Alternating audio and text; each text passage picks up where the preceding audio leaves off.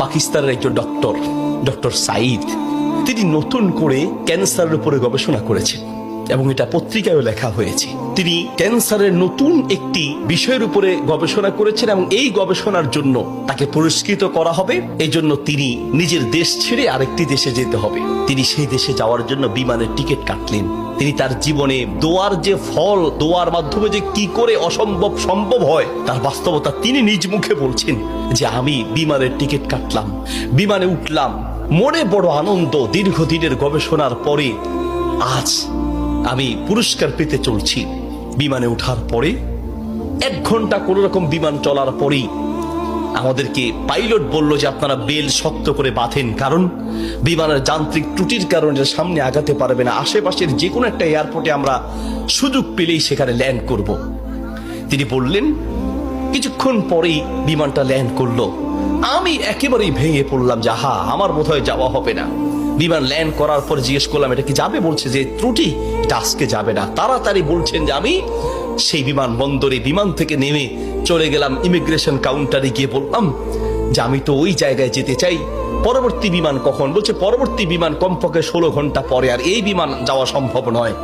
তাহলে আমি কি করব? বলছে আপনি একটা কাজ করেন, যতদূর এসেছেন 3 থেকে 4 ঘন্টার মধ্যে আপনি পৌঁছাতে পারবেন যদি দ্রুত একটা প্রাইভেট কার নিতে পারেন।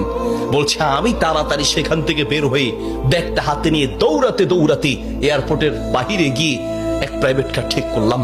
প্রাইভেট কার ওলাকে বললাম ভাই যত দ্রুত পারেন আগাতে থাকেন, টাকা নিয়ে টেনশন নাই, কারণ পুরস্কার তো বিশাল পুরস্কার, আপনি আগাতে থাকেন। প্রাইভেট কার ড্রাইভার গাড়ি চালাচ্ছে। তিনি বলেন মোটামুটি কিছুক্ষণ যাওয়ার পরে হঠাৎ বিশাল তুফান শুরু হলো। প্রচন্ড তুফান দেখে ড্রাইভার বলছে ভাই সামনে যাওয়া সম্ভব নয়। বলছে চেষ্টা করেন। বলছে দেখছেন কি অবস্থা, রাস্তাঘাট সব গাছপালা ভেঙে রাস্তায় পড়ে আছে। যখন তুফান আরো প্রচন্ড বাড়তে লাগলো আমি অবশেষে নিরাশ হয়ে বললাম যে জীবন বাঁচানো দরকার, পুরস্কার দিয়ে কি হবে, নিজেই যদি মরে যাই থাক, পুরস্কার চিন্তা নাই, সামনে যাওয়ার দরকার নেই। আশেপাশে বাড়ি ঘর দেখলেই কোন একটা বাড়ির সামনে গিয়ে দাঁড়ান, বাড়িতে গিয়ে অন্তত নিজের জীবনটা বাঁচাই। একটা ঘর দেখতে পেলেন, ড্রাইভার সেই ঘরের সামনে গিয়ে দাঁড়ালেন, দরজায় নক করলেন। একজন বুড়ো মহিলা বের হয়ে দরজা খুললেন। বলছে বুড়িমা আমরা মেহমান বিপদে পড়েছি, বাহিরে তুফান চলছে, একটু আশ্রয় চাই, কোনো পুরুষ থাকলে বলেন। বলছে ভিতরে চলে আসেন, কোনো পুরুষ আমার ঘরে নাই, তবে আপনারা বসেন, নিশ্চিন্ত থাকেন, আমি আপনাদের মেহমানদারির ব্যবস্থা করি। বলছে ঘরে পুরুষ নেই তো কোথায় গিয়েছে?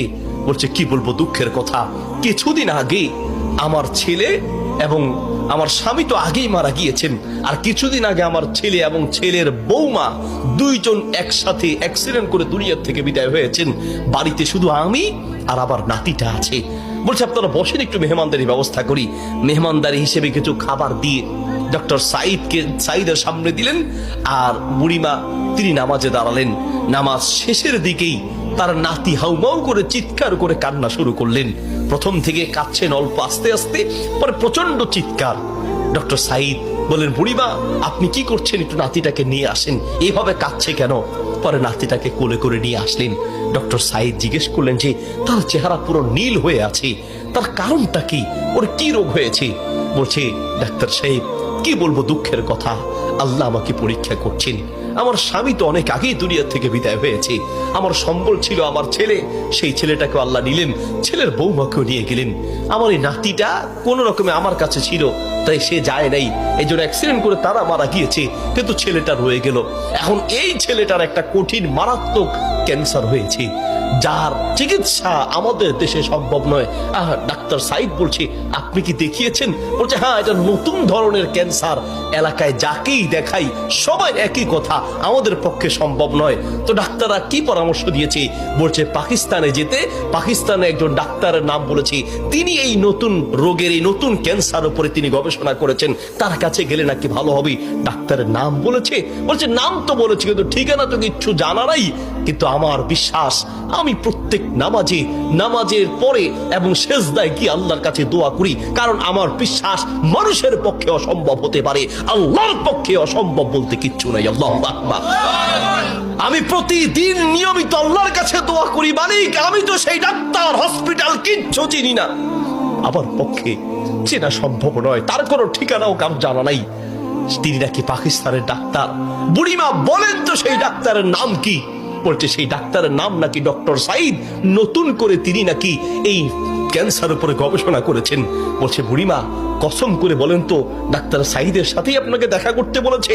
মহিলা বলছে ভাই আপনি মেহমান মানুষ, আমি কেন আপনার কাছে মিথ্যা বলতে যাব? ডাক্তার সাইদ তিনি নাকি নতুন করে ক্যান্সার উপরে গবেষণা করেছেন, আপনার বাড়ি কোথায়? ডাক্তার সাইদ বলল বুড়িমা আমি আপনাকে কসম করতে বলেছি এই জন্য যে আমি বড় অবাক হয়েছি, আল্লাহ যে বান্দার দোয়া কিভাবে কবুল করেন, আল্লাহ যে মানুষের দোয়া কিভাবে কবুল করেন, আমি এখন বুঝতে পেরেছি কেন আমার বিমান নষ্ট হয়েছে, আমি এখন বুঝতে পেরেছি কেন আমি প্রাইভেট কারে উঠেছি, আমি এখন বুঝতে পেরেছি কেন তুফান শুরু হয়েছে, আমি এখন বুঝতে পেরেছি লক্ষ লক্ষ বাড়ি ঘর থাকতে কোথাও না গিয়ে আপনার বাড়িতে কেন এসেছি, আমি এখন বুঝতে পেরেছি আল্লাহ বান্দার দোয়া কিভাবে কবুল করে। বুড়িমা আপনি যে ডাক্তার সাইদের জন্য দোয়া করছেন সেই ডাক্তার সাইদের কাছে পাকিস্তানে যেতে হবে না, টেনে টেনে তাকে আপনার বাড়িতে নিয়ে এসেছেন, আমি ডাক্তার সাইদ আপনার বাড়িতে উপস্থিত আছি। আল্লাহু আকবার। প্রিয় ভাইয়ের আমার, আসা আন তাকরাহু শাইআন ওয়া হুয়া খায়রুল লাকুম ওয়া আসা আন তুহিব্বু শাইআন ওয়া হুয়া শাররুল লাকুম। আল্লাহ বলে বান্দা শোনো, আমরা অনেক সময় দোয়া করতে গিয়ে আমরা অলসতা পেশ করি, অথবা অচেতন হয়ে যাই, অথবা দোয়া করার ক্ষেত্রে আমাদের ইয়াকিন থাকে না। কারণ হুজুর কত দোয়া করছি, কত বলছি আল্লাহর কাছে, কই না হুজুর আল্লাহ তো শুনে নেই, ঠিক না?